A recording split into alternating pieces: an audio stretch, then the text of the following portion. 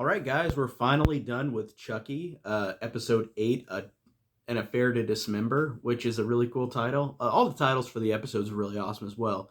But I am finally glad that this is finally over this season because I really, really loved it. I thought every episode I wanted to watch the next one immediately. I really am just, again, amazed at how every single time these episodes came out, I just was almost always just surprised and just really astounded by how great it was. And and I love the franchise as a whole. I even love the ones that are goofy. So I love how Don Mancini makes these shows, or makes the show in continuity with the rest of the movies, like the movies are, where they don't ignore any movies because they're considered not as liked. So I love the fact that this is one of the only horror franchises that really does keep the continuity intact, the canon intact, and that's great because I truly love most of the movies. So let's get started with episode 8, an affair to dismember. Andy arrives at the beginning, and he's looking for Chucky and Junior after killing his dad, not bearded Devon Sawa in the last episode. He meets Andy, and Andy looks around for Chucky, can't find him, leaves, and then Chucky appears out of the toilet like a Ghoulies joke, like literally the poster for Ghoulies. I thought that was pretty hilarious that Chucky comes out of a toilet.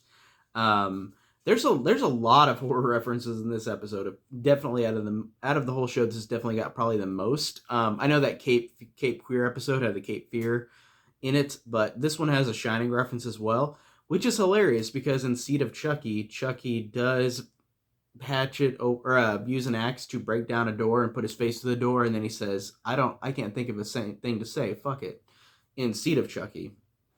And in this one, he does it's like a sheet, like he cuts through the sheet, you see his face, and he says, "Here's Chucky." And I thought it was hilarious that he actually says the line this time as opposed to in Seed of Chucky. And I liked, too, that we get Kyle back in this, and she explains the multiple Chuckies, the reason why, and it's because Chucky needed a kid to kill for him. And I thought that is an explanation that's interesting because it's like most of the series where, like, it's just voodoo magic kind of thing, which is fine. And then I liked seeing the fact that Chucky has all of the Chuckies together, but they don't really understand as much as Chucky does because they're newer dolls, where his soul is split into all these Chuckies, but like they don't understand everything he's saying. Like they're not as smart as Chucky is, which I think is funny. Where they have a lot of questions about, can we kill babies? Can we kill kids?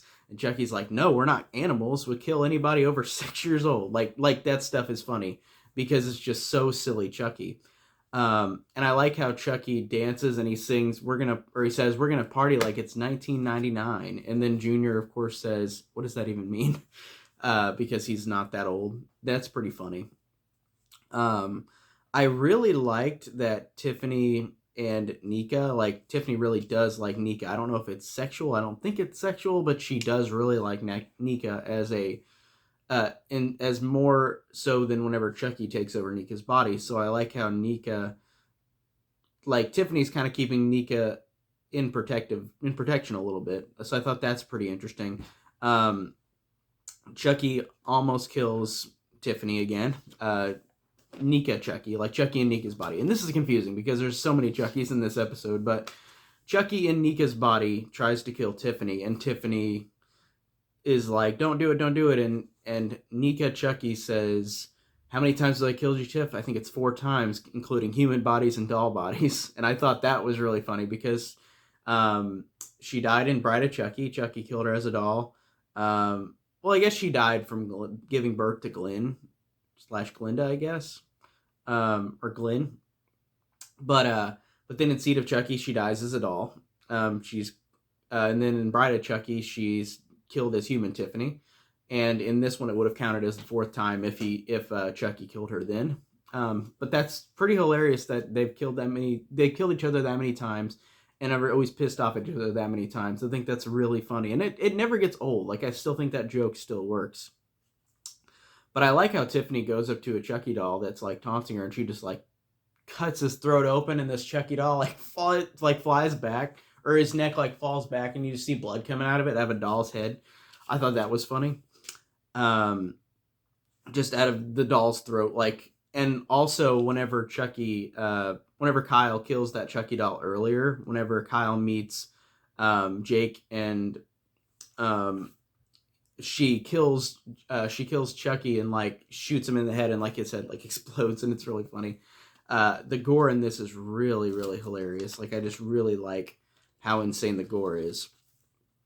Um, I also like this reveal, but it also kind of contradicts Curse of Chucky, but I don't think it really does. But it doesn't fully explain. So Tiffany reveals that she called the cops that night in 1988 whenever and she says, I want Detective Mike Norris. So that's cool. We get Mike Norris's name from Chris Sarandon from the first Child's Play, since he never returned after the first one. Um, but it kind of contradicts a little bit in Curse of Chucky, because in Curse of Chucky, Charles Lee Ray was he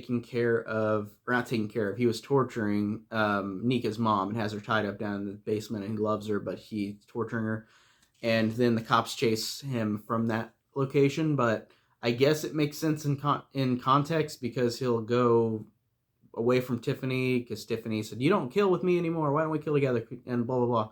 But then like he leaves her, and I guess he goes to Nika's mom's house, and then the cops are called. So then he's on the run in the first Child's Play with Eddie Caputo. So I guess it makes sense, but it just felt like it was a little like a lot of information like to kind of write around, like this is everything that Charles Lee Ray did this night. There's so many things that happen in that night that he gets killed. And I like how Tiffany also mentions Glinda. Tiffany has a bomb that literally she said, "Oh, my darling, Glinda made this." And I thought that was hilarious, because in the end of Seed of Chucky, whenever Glenn is his soul is put into two babies, into twins, Glenn is the nice one, of course, not the killer, and Glinda is the one who's the killer, like Tiffany and Chucky. So I think it's funny that even though Glenn or Glinda haven't appeared in the show or since Seed of Chucky, it's funny that they still have an impact, because Glinda is this apparent psychotic killer like Chucky and Tiffany, and she made a bomb in a suitcase, and I just love how she's still psychotic. That's just funny that you don't see her on screen, but you still know that she's alive in there. And there's the explosion where Kyle, Andy, and Devin get killed, air quotes, and I knew that was the only thing that annoyed me, because I knew they didn't get killed. I knew that they were going to come back, and they did. But it's just like episode 5, or like you knew Chucky switched with that doll, like that other doll, like Burnt Chucky switched with that other doll, so you knew that he was coming back. It's just the thing that annoys me in some of these shows, or any kind of show or movie, where it's like, these characters are going to come back immediately. But I like how I thought it was annoying that they didn't die, because they're gonna come back. Andy and Kyle and Devin. Well, you never see Kyle, to be fair, but I know that she's coming back. I know that she's gonna return back in season 2. But after the explosion, we get a thing where Tiffany, as Jennifer Tilly, goes to the theater with Lexi's mom and introduces herself, and is the one who has all the 72 Chucky dolls that Chucky has put his soul into. And they're going to be mailed off to sick kids throughout the world, which I think, man, that's just going to be really shitty if that happens. If, like, Chucky gets 72 Chuckies around killing people, that'd be insane. Andy and Kyle would not be able to find all of them, because they have been hunting all these Chuckies and killing them. But now it's going to be a challenge if it happens. But anyways, at the theater, they are showing Frankenstein for a charity benefit, which is hilarious, because of course Universal owns Frankenstein, like they do Cape Fear. So of course they're going to show it in this, which it was really cool showing Frankenstein, 1931. I think it's 1931, either 1930 or 31. Frankenstein, showing that on screen while you get all the chaos ensuing in the theater, which I thought worked really well thematically with like what's going on in the movie and Frankenstein, and what's going on in the show. I thought that was really cool. I like how Junior kind of is digging Chucky and likes his lessons, and likes that he made him be stronger and stand up to his dad, because even though it's not right to kill your dad, I thought that it was interesting that Junior is standing up to his dad, who kept telling him, like, you got to do this, you got to do this, you got to do this, like, you got to do sports, you got to be the best, and I liked how this Junior character like had enough of that, and I thought that that was just a really cool way of, even though it being a horrible thing that he did, I like that. Um, and I liked that a lot. I just thought that was really cool. And then we get to the theater massacre scene where like it's not like everybody gets killed, but a good amount of people get killed. Where they're watching the movie, Chucky starts killing people from underneath chairs, and I thought that was terrifying. I thought that Chucky actually looks the scariest he's ever looked in these scenes. Um, and Lexi's dad gets killed from under the seat. It's really creepy, really effective. I really like the Jake and Chucky confrontation while Frankenstein is playing, where the villagers are attacking Frankenstein's location in that. I like how Junior stands up to Chucky, and Junior literally kills that one Chucky. There are so many Chuckies that die, and there's just like 5 or 6 that get like killed brutally in this episode. But Junior kills that Chucky that's taunting him, saying that he needs to kill more, that Lexi needs to kill. And I really like that. I really like the final confrontation with Jake and Chucky, where Devin comes up because Devin's alive, and they reconcile, Jake and Devin. But then Devin hands Jake the knife, and Jake's like, I don't need that shit. And then like he doesn't grab the knife. He grabs Chucky by the throat, the one Chucky doll that's taunting him. And he chokes out Chucky so much that his eyes bulge out and splatter all on the floor. Like, that was really cool. I really like that it showed how strong of a character Jake is from this timid, like, kind of not knowing who he is character in the beginning of the show. And it just did a really great job with having him really stand up to Chucky at the end of this show. He mauls Chucky good. And then I liked how the episode is ending, where you've got that truck full of the 72 Chuckies, and Tiffany is in her classic red car, and then the guy who's gonna take the Chucky dolls, Andy is alive, and Andy hits the guy on the car wheel. Andy drives away with the whole 72 Chuckies in that moving truck. And he looks at Tiffany and just goes like this and flips her off, and she screams, no! And then you get a really good surprise, which I didn't expect, where Andy is in the car, and then you see something through the glass behind in the van behind Andy, and then somebody busts out with a gun, and it's doll Tiffany. So you haven't seen doll Tiffany in the show yet, until now. She was in the end of Cult of Chucky, but you really have not seen her, and I like how they introduce each other. She's like, I know we haven't met before, but I'm doll Tiffany.